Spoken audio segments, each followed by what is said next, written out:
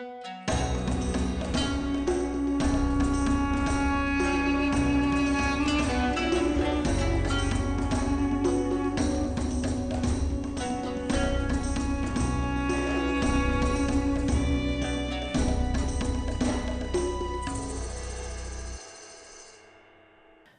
ad break time. I'm proud to announce that the Beyond Solitaire podcast is sponsored by Central Michigan University's Center for Learning Through Games and Simulations.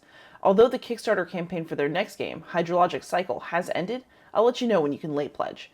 CLGS also continues to offer classes in partnership with Gen Con.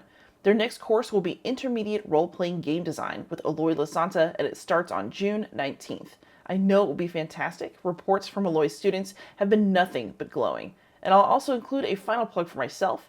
If you like the show and you want to support it, you can do so by going to patreon.com/beyondsolitaire. Thanks to listeners like you, I've been able to keep upgrading my equipment, subscribing to StreamYard, and more. But for now, let's get on with the show. Hey gamers, this is Liz Davidson from Beyond Solitaire, and this week on the pod, a very special guest. This is Pete Pellegrino. He is a wargaming expert, and he's a contractor who works for NetSimco, but he exclusively supports the Naval War College. So how you doing today, Pete? I am well. How are you? I'm doing all right. I'm super excited to talk to you. How do you end up being a contractor who works at the Naval War College for decades? All right. So this is the long story. When I was active duty military, I was in the Navy, and I was coming up on close to my last assignment, and I managed to wrangle into becoming part of the military faculty at the Naval War College. So on our, we got my assignment, we got the house packed up. We're moving across the country from Washington State to Rhode Island, where the Naval War College is. And I get this message from the War College that says, hey, about your orders. The faculty member you were going to replace didn't leave. He extended for retirement purposes or whatever, so you can't have the job you thought you were going to get, which was a teaching position, basically.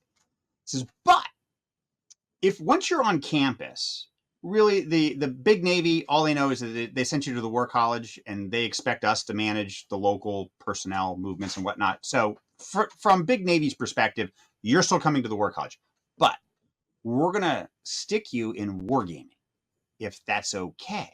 I'm going, wargaming? I've played Risk. Okay, I suppose. Okay, yeah. And they're saying it's maybe a year at the most, and then we'll work out and get you into your teaching position. It's like, okay. I show up, that year goes by, they say, hey, we're ready to move you. And I'm like going, this is kind of interesting. This whole wargaming thing is kind of cool. I'm good where I am. Just leave me in wargaming. So now fast forward, I get to the end of my military tour, and I'm going to retire. And I'm thinking, can I just take off the uniform and put on a coat and tie and move over 2 cubicles and stay here? At the time, there's a federal hiring freeze. So we're not hiring any government civilians. But again, the dean or the of the Center for Naval Warfare Studies, where wargaming fits under, said, look, we want you. We'd love to have you. You need to find some way to keep beans on the table until the hiring freeze is lifted, probably in a year. But if you stay local, be around. Okay, and we'll see what we can do. So I'm like, well, okay. I wander back down to my desk.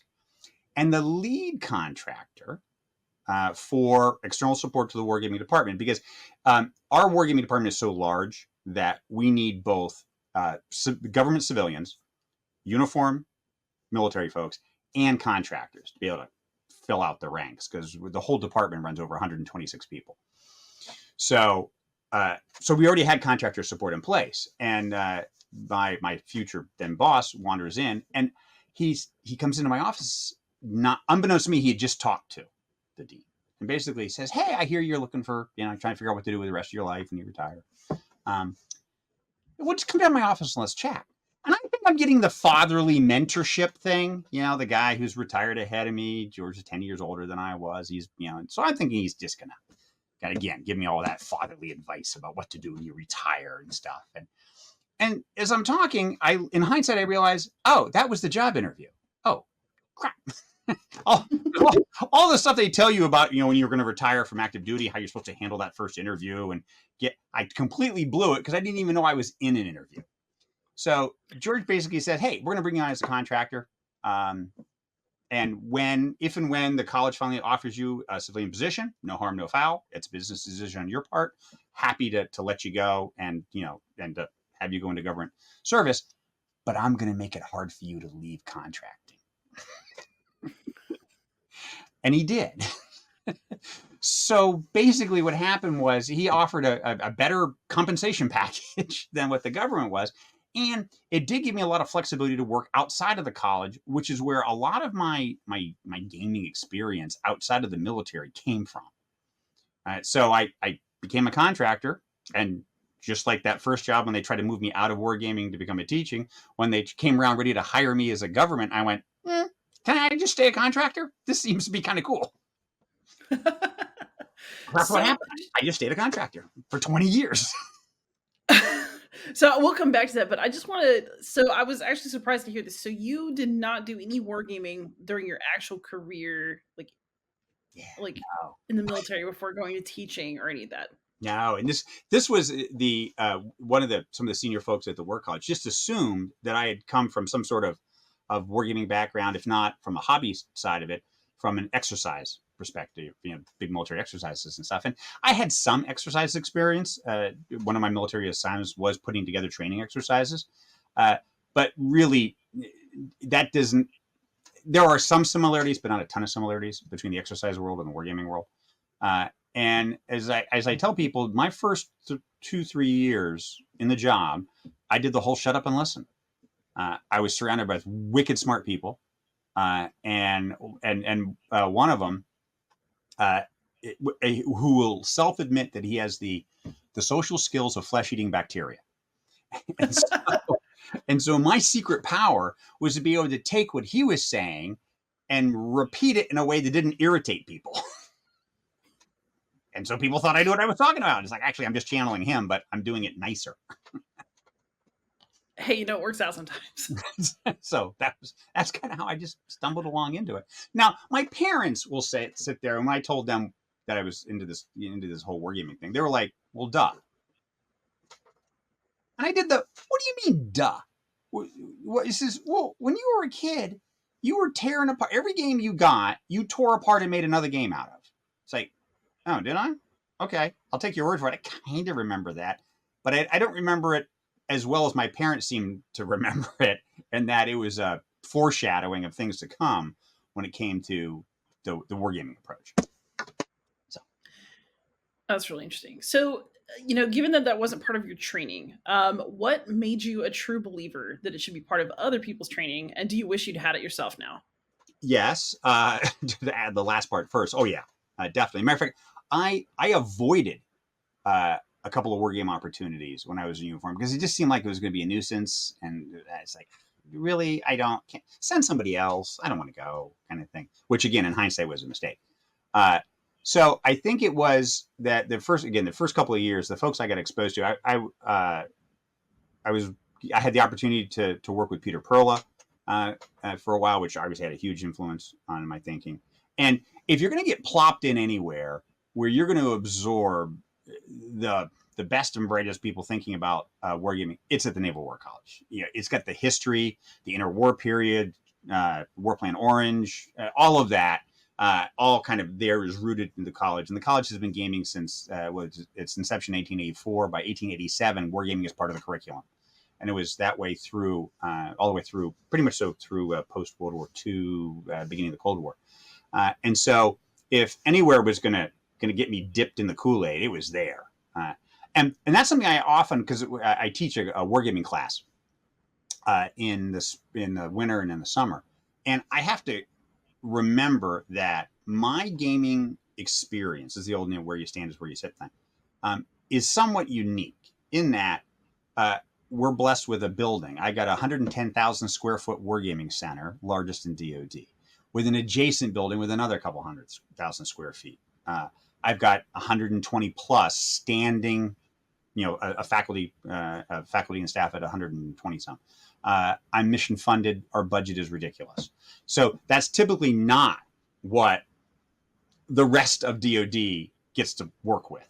And I have to kind of dial down. I say dial down, but I've got to readjust and think about, well, how do we do what we do with only a fraction of the staff and a little bit of money and maybe no facility at all, type of thing. Because that's a lot of who comes to take our class are other folks in DoD, which have some, or U.S. government, that have some connection to gaming now, but like me, had no training for it. They just found themselves in a position where they said, "Oh, you're the wargaming guy." It's like, I am. Well, okay. Is there a book? Yeah, you'll just figure it out. Oh my lord. So it sounds like you get a bunch of different people taking classes at the Naval War College. So who is the Naval War College really for? Because you say college, you think kids. Yeah. But that doesn't sound like what you do. Right. Yeah. So within the world of professional military education, there's different tiers. So you've got all your undergrads that are basically at the U.S. Naval Academy. Right. So they're all, and I'm strictly from a Navy perspective. So they're at the Naval Academy, and again, they're all getting their bachelors. Right? So they're in Annapolis, Maryland. Then when it comes time for what is essentially grad school, the Navy has 2 graduate level education sites. It has Monterey, California, the Naval Postgraduate School in Monterey, California, which is where you'd go if you're trying to get a master's like in engineering or aerospace, or more of a master's of science. You'd find yourself out in Monterey. If, on the other hand, you're trying to get something which is more national security, policy, strategy type of defense affairs, that sort of thing, you'd come to Newport, Rhode Island, where I am, and that would be you get a master's of arts in defense studies from us. And even within our program, we kind of have basically what's called the intermediate course and the senior course or advanced course, which is really just what rank are you? If you're kind of a mid-grade officer, which means you're probably a lieutenant commander, so you've been in the Navy somewhere between 14-ish, 10 to 14 years, you'd be taking our I don't want to say the junior course, but it's the intermediate level course. And if you're more senior, you'd be taking our more course. And it's not just any harder or easier. That's not really the point. It's more or less, what are the sorts of responsibilities and future jobs you're going to have at this point of your career versus being more senior in this point of your career. So that's kind of how the curriculum varies. But yeah, that's kind of the difference. And as far as who attends, obviously Navy, but all the service college, all the service colleges, all have agreements that, hey, we'll send you some of the Army guys, and the Army Air Force will send us some. So you get much more of a joint feel to it, as well as civilians that are in different parts of the Secretary of the Navy's office or different parts of the defense establishment or U.S. government will also send civilians to it. So we get a pretty broad cross section of folks, as well as international officers. So you are listed as a lead game designer and adjudicator. So when you are designing games for these classes, what kinds of games are you designing? Are we talking like kind of board gamey stuff like you would think if you're a hobby board gamer? Are we talking matrix games, a mix? And how are you choosing per situation? Yeah. So the first thing, which is counterintuitive, is that I don't do much work for students. So like most major colleges, you kind of have the student teaching side and then the research side. At the Naval War College, due to its history, right now the wargaming lives on the research side. So most of who I'm gaming with is for actual operational fleet commanders and not the students, which we can spend a whole podcast on why that's wrong. Because I would rather be engaged with the students. That said, we are slowly bringing more gaming back into the classroom for the students. But most of what I've done, so that's the minority case. The majority of what I do is I work on games which are designed to help the Chief of Naval Operations think about what are called his Title 10 responsibilities, which really just means the man, train, and equip for the United States Navy, as well as then the commanders who are out in the Pacific or in Europe and thinking about how they have to deal with potential adversaries in their particular geographic areas. So the type of game runs the gambit. I mean, we do stuff that looks like tabletop kind of stuff. That is probably the minority case. What we're doing more of is the giant floor game, which is just super cool. When you've got it's like a giant board game on the floor, right? I mean, that's basically what it is. You've got a giant map. Usually we put them up on slightly up off the floor a little bit on 18-inch risers, but otherwise it's ship models and again a map that's 30 feet by 20 feet, and we're walking around on it. fighting, playing Godzilla, moving giant things around. There's just something super visual and immersive about the giant map that you don't get when you're sitting in front of a computer display with all the same information, a digital map with little dots all over it that represent adversary in your own fleet, or you can be walking on the giant map with little model ships. It's just so much cooler. It's the map with the little model ships, and it's just so much more immersive. I don't know what it is psychologically. It sucks people in. So that's another format. Is we'll do these giant floor map type of things, and then for our biggest games and our big games. When I say our big games, I'm talking about 400 participants, give or take. Will be across our 2 buildings. Each building's got multiple game cells. They're all in their own little rooms, and this room represents some maritime headquarters, and this room over here represents somebody else's headquarters. And they're all staring at a bunch of computers with projection and whiteboards, and they're running around in that room. So in all those cases, what I'm trying to do is, and as a colleague of mine at the Army War College calls it, being a decision space engineer. Or as I got some association with the commercial side of things from a entertainment and hobby gaming side, where we talk about curating the game experience. So the experience that we're most interested in, from my day job perspective, is the decision process. And how is it that if I give you a bunch of information, you think about making a decision and how you manifest that decision, which then with the enemy's decision creates a new set of conditions. You have to make more decisions. So I've got to think about, well, what is it? What decisions do I want you to make? What information would you need to make those decisions? How am I going to show it to you? How am I going to give you the tools to think about it? And then how do I get it out of your head and then just out type of thing? It's we call it the in, do, out process, right? Input, do, out. And that out then has got to take some tangible form that then adjudication or other folks can manipulate and figure out what happens and give you some more feedback. So depending upon the type of problem, our particular sponsor, all our games are sponsored by a commander of some sort, whether it's European Command or Pacific Command. What's his problem? Is we say, is it that you don't know what to do? You know what to do, but you don't know how to do it, or you haven't thought through, or you don't think you've thought through all the what ifs, because this is that whole problem of no one can come up with a list of things that would never occur to them. So we stick them in a war game to try to expose you to all the ways things could go sideways.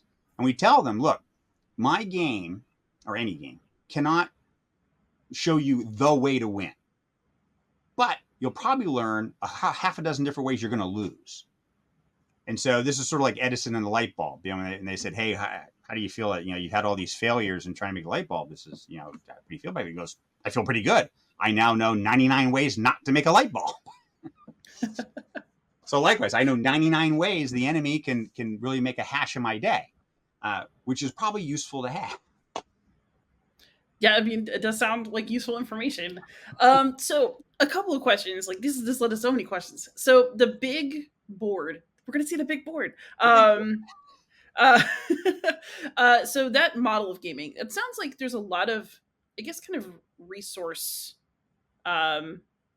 use to make games that are that big. So, I feel like when I talk to a lot of professional war gamers, they kind of have one and done games where they make specific games for specific groups and then they kind of move on to the next one. Yeah. But this sounds like quite an investment. So are you running the same big games over and over and refining them, or are you always doing something new and different? It's a mix. So we have like some core games that are every year we're revisiting that particular battle problem. We may adjust it slightly because of just changes in enemy force structure, or who the United States is worried about next year. So those are these enduring games that we're playing all the time. But then we do have the whole, hey, I get a niche problem, and I'm just looking for your help to help get understanding this part of it. What can you do for us, type of thing? And usually those are the pieces, parts of larger problem sets. Like right now we're working on a game where we're looking at some logistics challenges.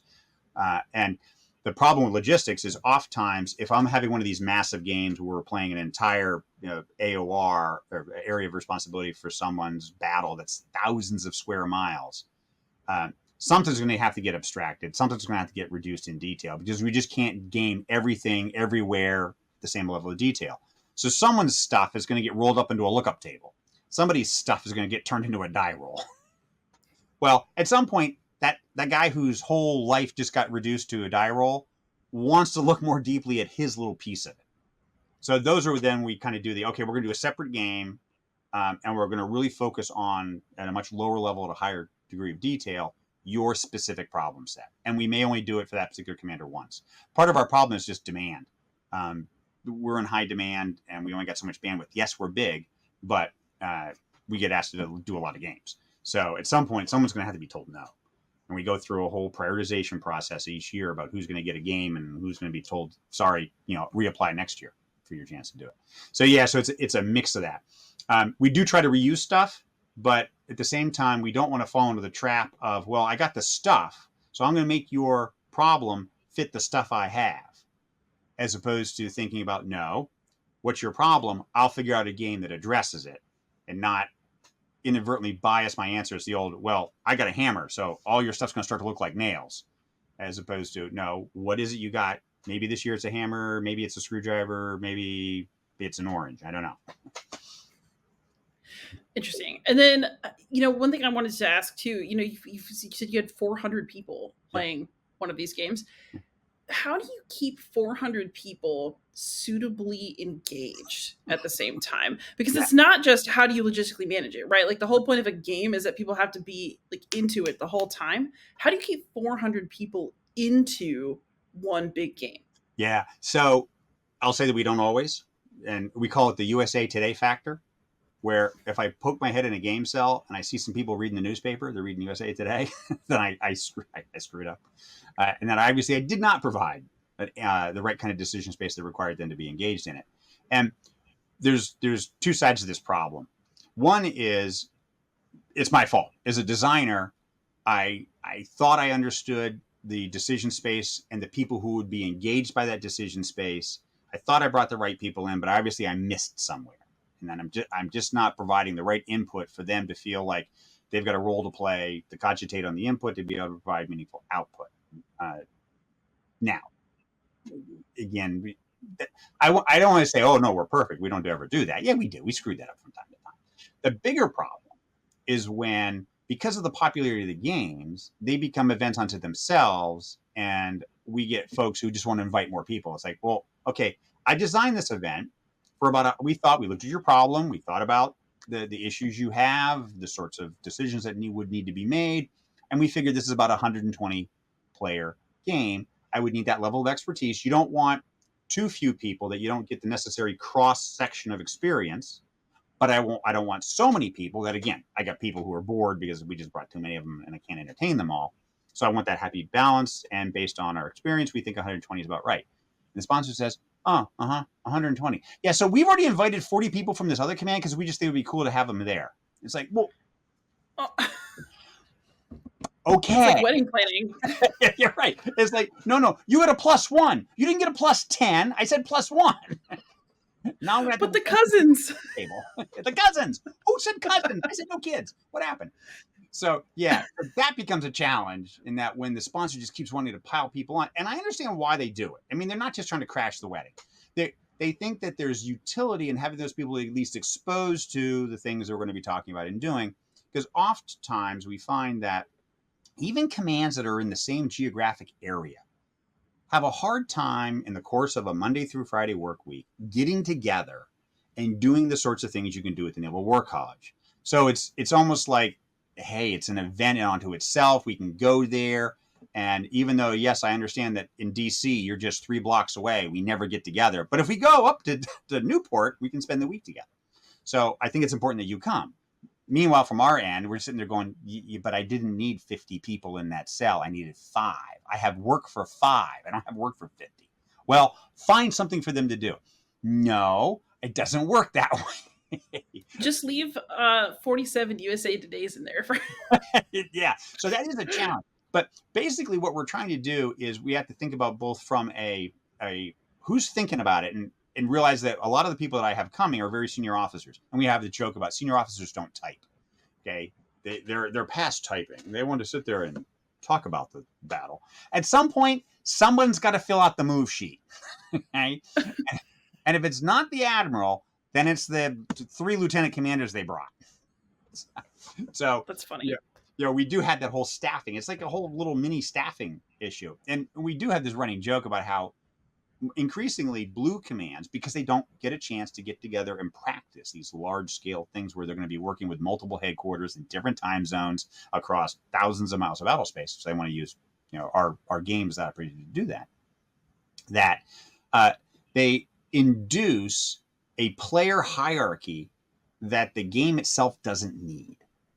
And I liken it to chess. Okay, you can play chess as a team sport. I mean, there can be 10 of us on this side of the board, all right? And you get the pawns on the left, and I'll take the pawns on the right. Somebody gets to play the kings in the middle. We'll have a special group for castling. We'll have another special team for... Okay, you can do it that way, but it's not the most effective way to play chess. All right? No. Meanwhile, on the adversarial side, the folks that have to represent the bad guys, they're all about just being, let's keep us small and lean. We don't need to replicate that adversary's whole. We're not even sure what it is exactly, but let's keep it tight. And most of those players tend to come out of our intelligence community, you'd expect, because they're the ones most knowledgeable about the various bad guys that we worry about.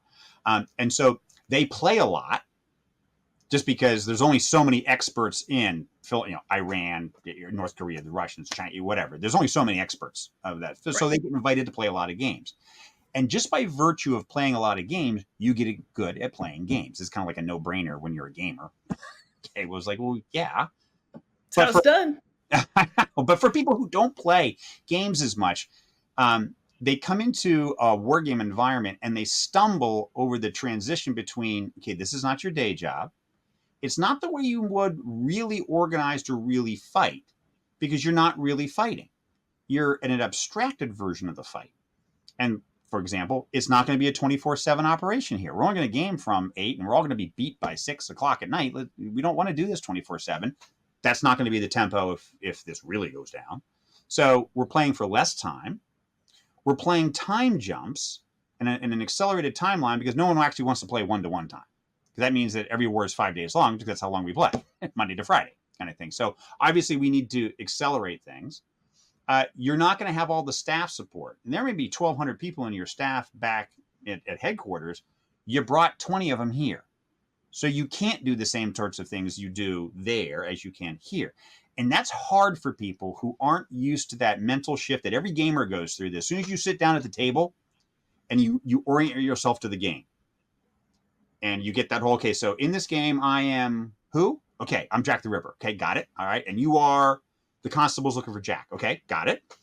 And this is our play space, the back streets of Whitechapel. You can tell this is a game I have. But you don't sit there and go, well, when I was a police officer on the beat, this is not the way we would have organized. I don't care. Right? You have to make that mental shift to accept the bounds that the game creates and to solve the problem within those boundaries. As a quote-unquote professional war game, we're going to try to the greatest extent possible align, not duplicate, but just create some alignment with the way the military thinks about and fights wars. But I can't do that 100%, because it isn't a simulation. We're not running 1-to-1 time, and you don't have your whole headquarters here. And not everybody gets that. So that's one of our challenges. So it sounds like a lot of your challenge is also just deciding what games to take and why. This is clearly, it's a huge event. People are applying to get their games made and to get attention. How do you decide who is, I guess, important enough to get a game this year? Yeah, it's who puts the most money on my desk is what I'd like to say, but that's not the way it works. So basically, down in D.C. at the Pentagon, the Office of the Navy, the Chief of Naval Operations, there's part of them. This is their job. Is that when they put out a calling message each year, and we sit back, and between them, so they typically look for the topics of interest that I have right now the most interest for the United States Navy. We then look at it through the lens of, but what's gameable? Because not every problem necessarily is appropriate for gaming at the War College. Not that it doesn't need a game. It just doesn't need a game with me. And part of this goes back to that whole we're big, right? We call ourselves the T-Rex of wargaming. And so, yes, can T-Rex eat rabbits? Yes, they can. Is it the most effective way for a T-Rex to feed? No, probably not. So since we're big, we want to take on the big work. because we have the big facility, because we have the big staff and whatnot. So stuff which is smaller, that, again, no kidding, really does just need a 10, 20 player game that can be played in the DC area. Can we get another organization to do that? Like the Center for Naval Analysis is a good example where Sebastian Bay works. And it might be more appropriate for their organization to do it. Could we do it? Yes. But can Sebastian do 400 people? And no, he can't. So again, part of it is figuring out kind of where by scale, who should be doing what games, and then what's the total capacity of the system, basically. The problem with our big games is big games take a long time to put together. So we call it our cradle to grave cycle runs about 6 to 9 months. From the time someone says, I think I want a war game. It's going to take about 6 months or so to get the game executed, and then tack on another couple of months on the back end for all the analysis and report writing. So it's going to take a while. So again, and that's part of our limitation is just the physical space, the number of humans, and the clock, or the calendar, I should say, about just how many of these big games you can jam into the calendar over the course of the year. So yeah. So this actually leads to my next question. I was just sitting here thinking, like, how do they collect all this data for this? So how do you effectively collect and then report on information about war games that are this big? Yeah. So it used to be when I first got involved, the analysis part was an afterthought, right? We put all our energy into coming up with the game, and then we go, oh yeah, analysis. Someone go get an analyst. And we kind of give them hey, we got this really cool game we put together. See what you can do with it, in terms of analysis. So we rapidly said that's a bad idea. So now we do what's called analysis up front. And the idea with that is when we first get the team together to start thinking about a game, you're going to have the game director, which is just basically the guy overall in charge. But then you're going to have the game designer, who's going to be sitting there thinking design thoughts. You're going to have the game developer, who has to take the design and make it into something. This is the whole architect and general contractor analogy. So the designer's your architect and the developer's got to build it, basically. I was told once that, Pete, you have beautifully designed games. They're impossible to play. I went, okay, I get that. Beautiful writing. What's it mean? So you got the developer there, someone representing adjudication, because usually what happens is the designer, in the designer's head, he's got the sponsor's problem that he's trying to think about. How do I make a game to answer the sponsor's problem? The developer's thinking, I need to make a game that's playable by the players. So the player equity is represented by the developer. The sponsor's equity is represented by the designer.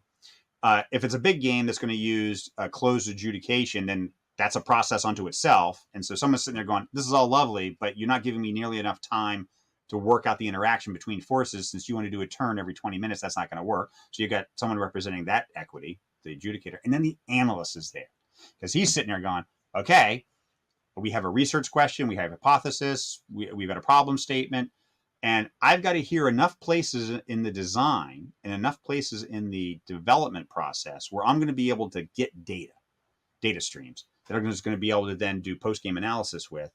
And here are the tools I have to do it. And so what we don't want to have happen is design the game only to have the analyst say, well, had you asked me sooner, we could have put an event in right here and we could have done a survey, and I've got tools to do surveying, and then I have tools to do the analysis of the survey results.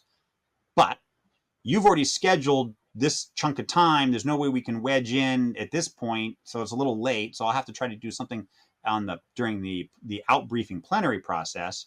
Oh, but wait, you decided to do it in the auditorium, which I understand why it made sense to you because there's lots of seats in the auditorium. There are no computer drops in the auditorium. So if we had done it in this space over here, we could have done real-time surveying and using a WebIQ tool.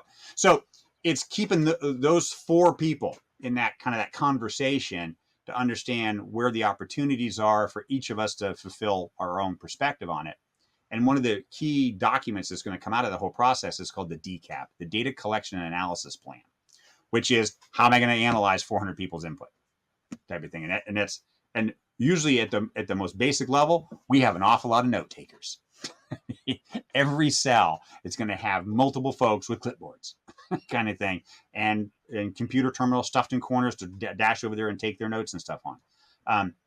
For our big games, because we do use all the moves are computer based, the computer itself is, it's all digital actions. So the system is recording all the actions taken over the course of the game. All the adjudication results are all, part and parcel of just the fact that we're using a computer. But as we like to point out, that's not the whole story. Because oftentimes we say, all I get from the computer is what actions the players decided to take. What I don't know are all the actions they decided against, because they didn't get put in the box. So it's what did you decide not to do, which might actually be more interesting than what you decided to do. So how do we catch that? By having people in the room going, oh yeah, they debated an hour and a half over go left, go right. And in the end, they decided to go right. But here's all the reason they didn't go left. It's like, ooh, that's some good stuff. That's interesting. Yeah. So one thing that's also makes me think about is I feel like throughout the process, and I think this is true of all war games, but maybe even ones that are big, it might be even more true. So we know that, a war game can't perfectly encapsulate reality. You're working with unknowns. You're working with assumptions about what another country or another acting group might, want, or how they might behave. So there's lots of ways to accidentally kind of insert bias into the process. So when you have adjudication and analysis as well, how do you train people to consistently select the same things as important? How do you spot like where something needs to be recorded? Yeah. And then also, if you're making decisions about how things turn out as an adjudicator, how do you do that in a way that's fair and not just based on what you kind of feel should happen? Yeah. So big topic. Right. And we're always debating this on how to tune adjudication. So adjudication runs the gambit from what we call rigid adjudication, which is just rules. Okay. So every game, you buy off the shelf. Yeah. Even we joke about how games don't come with umpires. Okay. Dungeons and Dragons. Okay. But any role-playing game that has that role, okay, got it. But even that role is defined within some sort of rule set. So that's a rigid adjudication process, is where you're just following the rules. To the other end, free adjudication, which is dependent upon the professional expertise of the subject matter experts you stick in adjudication. Pros and cons on either one. What's nice about the rigid rule set world is that everyone's playing with the same set of rules. Everyone gets, okay, I can look at the rule book and it says this missile is this effective against these targets. So I shouldn't be surprised when I miss, because it was only 20% effective. It says so right here on the table. But I was willing to take a chance. It did better than nothing. We threw the die. I missed. Okay, I'm not surprised. It said so right here in the rules. Imagine that same problem now where we've got untested weapon systems, technologies that have never seen a fight, and we're all supposed to somehow know, like that example of that missile that only hits 20% of the time, that these new weapon systems hit what percent of the time? We don't know. Yeah, we've got some engineering models. They're littered with assumptions. We got maybe some limited range, testing data on a range. Again, testing ranges aren't actual conditions. We might have a real world event right now, Ukraine, Russia, generating information. Gaza, Israel, generating information. The naval actions in the Red Sea with the Houthis, generating some information. So we have this hierarchy of how do you know what's going to happen? And it goes from, I have fought this war before. No kidding. Okay. So that's at least a real world. 2 years ago, we fought these guys and this is what happened. It's 2 years old, but that's as good as it's going to get. Then we have okay, is that true? No, we haven't fought these people. Okay, next rung down. Okay, next thing down is, well, have they fought somebody like us and we watched to learn about how they fight? No. Okay, all right, next rung down. Have we seen them exercise? Because all major militaries do exercises at some point, and we tend to watch each other's exercises to see how you exercise. That's an imperfect indication of how they might fight, because usually exercises come with a whole set of constraints that prevent you from, quote unquote, doing it the way you'd fight. We like to say the whole train to fight, and no. In the end, there's a lot of limitations on what we can do in exercise. So, but if we see them at least exercise, no. Okay, next rung down. Do they have at least some test range data that we were able to spy on? We've seen them just try to work on their kit. Oh, okay. Were we able to steal some stuff? It's called foreign material exploitation, where you get friend of a friend of a friend to buy the bad guy stuff, and eventually it makes its way back to you. All right. No, none of. Okay. Do we have like defectors? What do we have from the intelligence record? I'm down to I know a guy.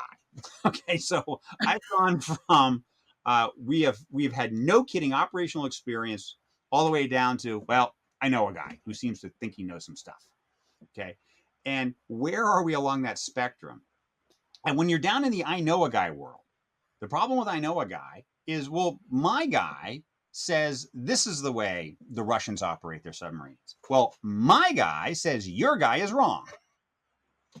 And my guy says, so we have what's called SME on SME violence, or subject matter expert, SME on SME violence, where the experts are fighting amongst themselves about what, quote, ought to be the right answer.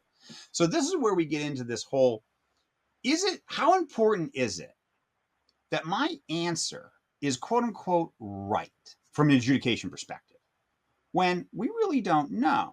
And this is where I go back to a historical example. So Admiral Nimitz, Commander of the Pacific, right, World War II, he spoke to the Naval War College after his retirement in 1960, and he was reflecting on his experience during World War II.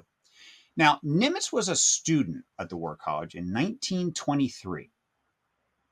So you think about the state of naval warfare in 1923. So we're not too far removed from dreadnoughts and biplanes. Okay, submarines are coming up about as often as they go down, so that's an improvement. So there's a lot of again, he's fighting. That was his experience in terms of wargaming at the college. He was wargaming with the Navy of the 1920s. That's clearly not the Navy that he went to war with in the 1940s.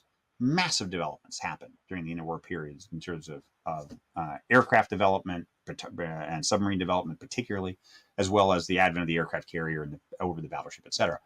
So we know from the historical record that we got a lot of the adjudication rules during the interwar period wrong. We know that we had Japanese aviation, naval aviation, wrong. We assumed that they were going to do it the way we did it. So we did the mirror image bias problem. And in hindsight, that was wrong. Night fighting, we got wrong.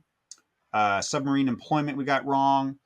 Radar got wrong. Torpedo performance, we got wrong. Amphibious operations, we got a lot of it wrong in hindsight.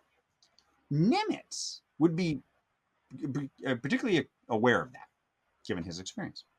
But when he spoke to the students, he never mentions that part in terms of being a detriment to why, as he reflects back on his naval education, his naval training, and in World War II, why wargaming remains so important, even in hindsight, given all the things that went awry in terms of we didn't have the rules right. And it's because Nimitz didn't perceive wargaming as being I think about, and therefore you tell me what happens. It's, I'm given conditions. How do I think about it and make a decision? And none of that was to a detriment because we got some of the pieces, parts, and some of the details wrong. He saw the value in the fact that everyone who went through wargaming in the 1920s and 30s had an intimate understanding of the geography. We don't get geography typically wrong. They all understood how far apart these places are. Where are Palau and Yap and Kwajalein, and where are these places? They all understood the challenges of logistics. They all understood the tyranny of distance. So a lot of that cross-cut, whether you went to the War College in the 20s or 30s or the 40s, and it was about having so many people exposed to so many different aspects that, we got parts of it wrong, but go back to what I said earlier. I'm trying to help you figure out how the enemy's going to mess with your day, not find the one solution. And if you want the one solution, then you're going to want to think that I'm giving you all the best data, performance data of all the kit being used in the fight. When I can't guarantee you I'm getting it right, any more so they could in the 20s and 30s, guarantee that we got it, quote unquote, right. But if I give you the mental toolkit to work with whatever you get stuck in front of you, I've probably done you some good. So that's probably some of our biggest challenges is, yes, we want the rigid rule sets because that keeps everybody on the same sheet of music. But at the same time, there's just no rules that exist for some of this stuff because we've never fought with it before. So I'm relying on people's best experience. And again, realize that best experience, your best experience and my best experience may not overlap at all. So we've got very different views of what the right answer is. But as long as I get you learning how to react to whatever answer you get, I think I'm probably doing some good. Ooh, that's a good way to put it. So you don't just do military wargaming. I noticed on your online profile that you also work with corporations, with kids. So when you're working with a corporation, how does your way of talking about wargaming change, if at all? And how do you game something out for business that wants you to help them do better business, as opposed to, a military situation where you already kind of have accepted traditionally certain qualifications? The first time we did this was weird.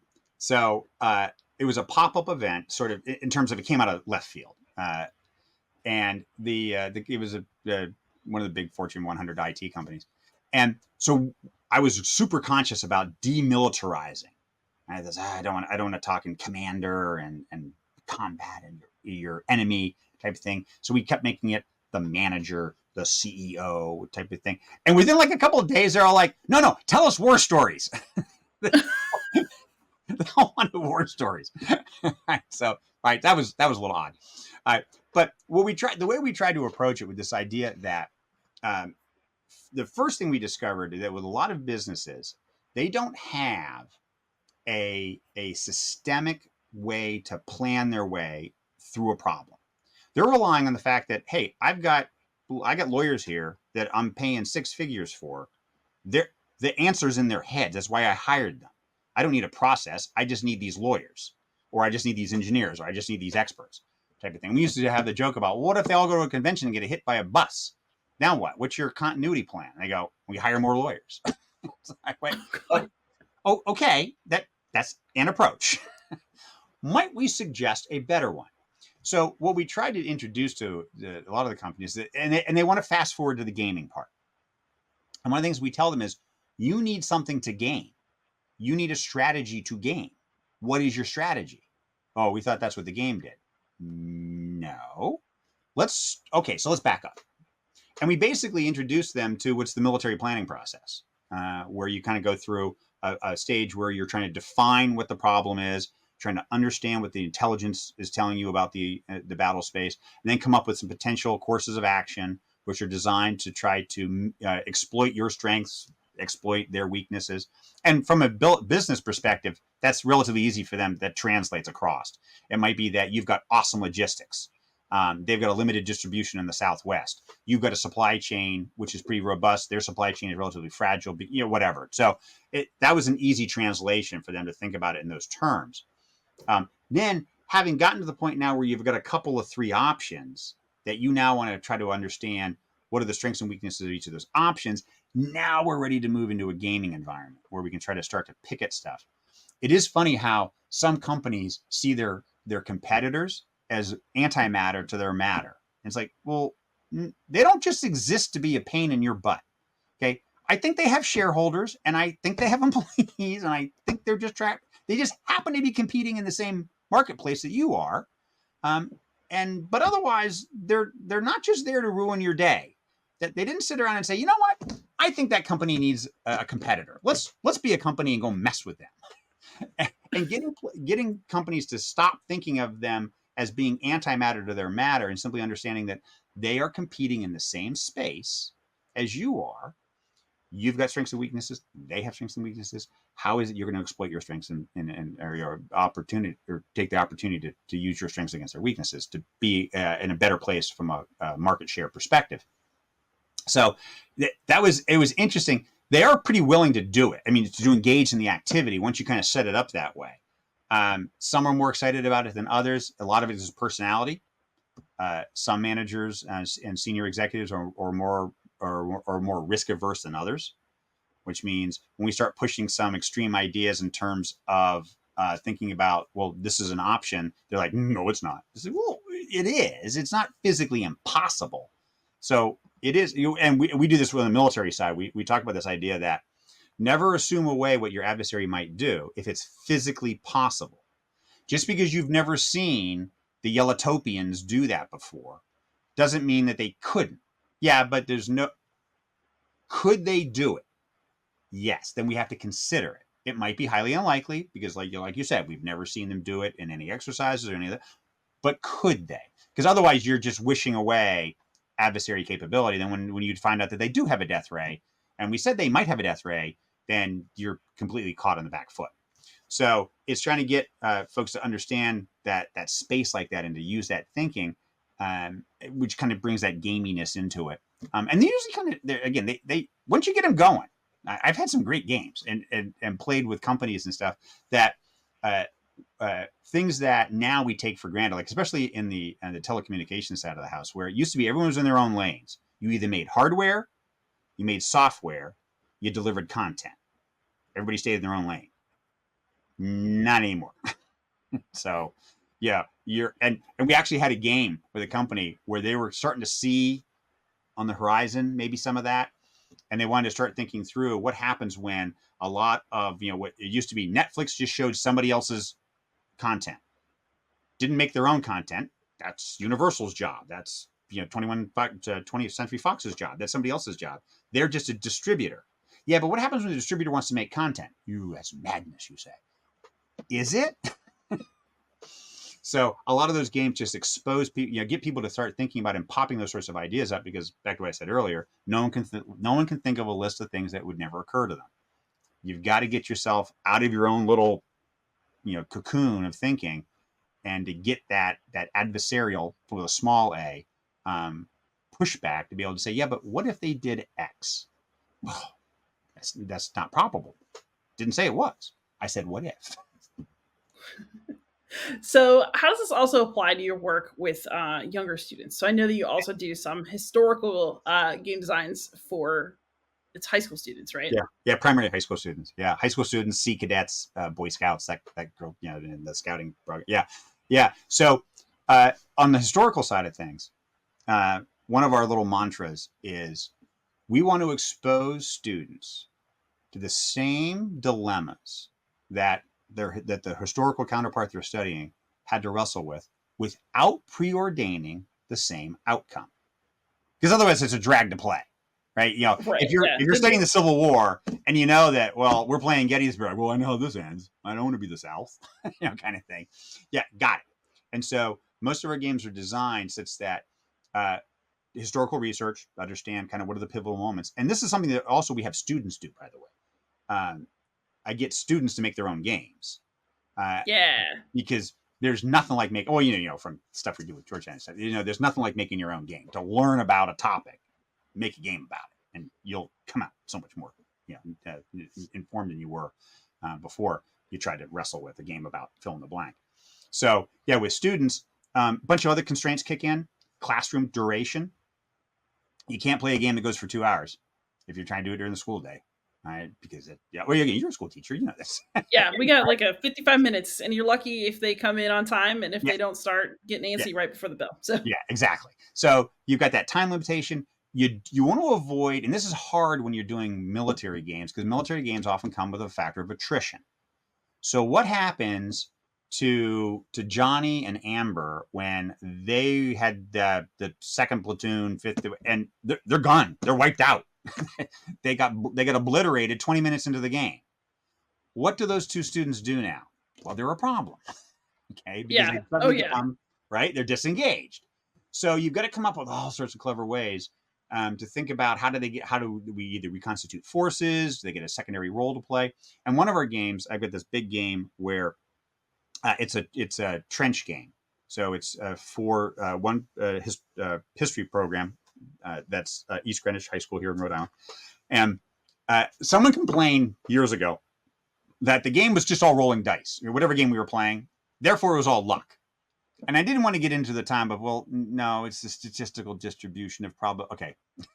It wasn't the time to do that. This wasn't math class. But I took that on board. And then that winter, over Christmas, I made a dexterity game. So I said, okay, no dice, all dexterity. So what the game has is a board. It's 8 feet long, 4 feet wide, and it's styrofoam battle space, all these trenches. It's World War I. All these trenches carved, craters and stuff, and little burnt trees and what's sticking up. And the students have control of basically meeples mounted to bases, movement bases, and they're jumping up out of their trenches and they're trying to move forward.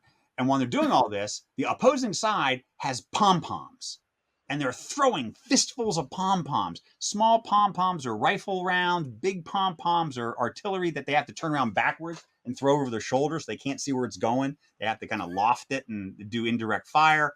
They're throwing. I took those bath scrunchie things.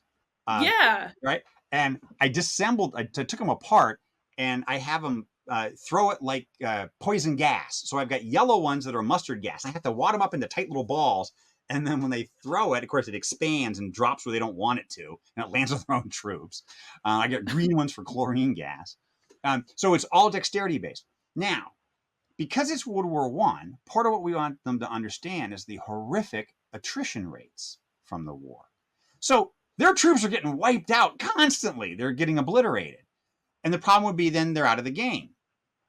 The game mechanism is that when all those troops die, I've got student helpers who are sweeping up the dead meeples, and they're going to a table called the rest and restore table. So they hang out there on that table for a turn cycle. Then they move over to the reinforcement table, and then they reappear in the battle space like fresh troops coming in from the rear at the back of the table, and those students have their forces back. So that keeps them playing. And every time those meeples die and they go to that casualty table, I got a student scoring. So we're keeping track of how many times forces die to be able to then to do this whole attrition discussion later.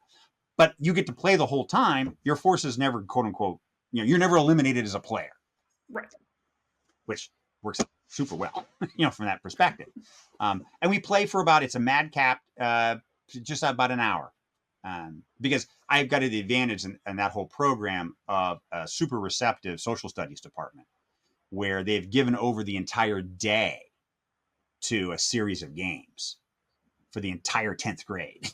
So I'm playing a couple hundred students at a go, cycling them through multiple games. We do it all day long. It's great. Kids, super engaged. Who doesn't like throwing pom-poms? I can't decide if I want to teach at that school or go there. I had the same thought when I first got introduced to this program. This was a friend of a friend of a friend type of thing who was a school teacher. The school teachers obviously talk. And I'm listening to this history program, going, where was this when I was in school? I had great history teachers, but actually I did get introduced to wargaming in a high school history class. But I didn't get to throw pom-poms. Now I'm resentful. So honestly, I feel like we could go an entire other episode. I'll go into the softball questions, but I feel like we might have to do this again. But for now, what games are bringing you personal joy? This is where I look at my shelf. Okay, so Flame Rouge. Flame Rouge. The bike game? It's the bike game. I love Flame Rouge. So what I find so captivating about Flame Rouge is it's done in a way that, one, it's that whole, no one wants to be the guy who's in the who loses badly at a game. Okay. Right. Right. There's no fun in being that. You wanted to get a sense that, you were, I was in there. I could have won, type of thing. I want to play again because I could have won. Flame Rouge does a beautiful job in that peloton of bicyclists, and keeping everyone in the hunt for the victory. And you talk about the game afterwards, because I bike. You talk about the game in the same language you talk about a bike race. So it's a wonderful emulation of a bike race. So family likes Flame Rouge. Pandemic Legacy. So here's our story about Pandemic Legacy. We have been playing for years the same game. We have not gotten through one game of Pandemic Legacy in 6 years now. Because the problem is we only play it when certain family members are together, which only happens like Christmas. So the number of touch points that we get to actually play the game are so few that we joke about how we look at the little card about how you're ready and how things are going. But we started this game in 2012. Oh my God. And we're not done yet. But so the legacy part of it has taken on its own family lore because of it's been going on like that for so long. So we don't get to play it as often as I want, but that's one. Secret Hitler. Okay. Right. Social deduction games are fun for when we gather everybody up type of things. We like Secret Hitler. Code Names. There's another one that plays well. And then Letters from Whitechapel, which is a Jack the Ripper secret movement game. We like, and often I play Jack because then it's become this whole beat up on me. It's everything. Can we win? And I've got to admit, there was one game where I lost on the first move. Oh no! I have not been able to live this down. And it was I picked a strategy that was a bit risky. I thought, I've won all the other times, I can win this time too. And I overplayed my hand and I screwed it up and I lost on the first night. And my son and his wife will not let me forget this. They're just clinging to their one moment of victory after a string of defeats. So, but yeah, and because I obviously from the wargaming part of it and whatever, everyone expects me to have like a stack of Avalon Hill games. I don't. There's only one variant of Axis and Allies I enjoy playing. It's the Guadalcanal that was actually just re-released by Renegade Games. I think it has a wonderful mechanic in it in terms of its salvo fire battle box, which I think is awesome. And Memoir 44, I play. But that's about it for that kind of game. Otherwise, yeah, we're a wide thematic group. There's certain family members that enjoy the just the 2-player kind of strategy head-to-head stuff, like Onitama. My one son and I like to play a lot of Onitama, or War Chess is another one. Other ones, it's family games, and the crazier the better. Galaxy Truckers is one that comes out just because of the whole craziness of building your spaceship and then having it all fall apart in space type of thing. Everyone kind of likes that, so that's something. Fantastic. And then if people want to follow your work online, where is the best place to find you? Yep, tabletophistory.net is where you'll find a lot of my wargaming stuff and other stuff. And that all came about because of the pandemic, basically. I had a bunch of work that was just scattered on all sorts of different platforms and different places. And then I was getting pestered. Why don't you make a website? Why don't you make a website? Well, because I don't have time. And then the pandemic gave me time. So it's, all on tabletophistory.net. Beautiful. Pete, thank you so much for coming on. This has been a really fun conversation. I hope that I see you at Circle DC maybe next year. But either way, this is an absolute delight. We really appreciate your time. Yeah. Right. And definitely. Everybody out there, please don't forget to like, subscribe, comment, ask questions, and most of all, happy gaming.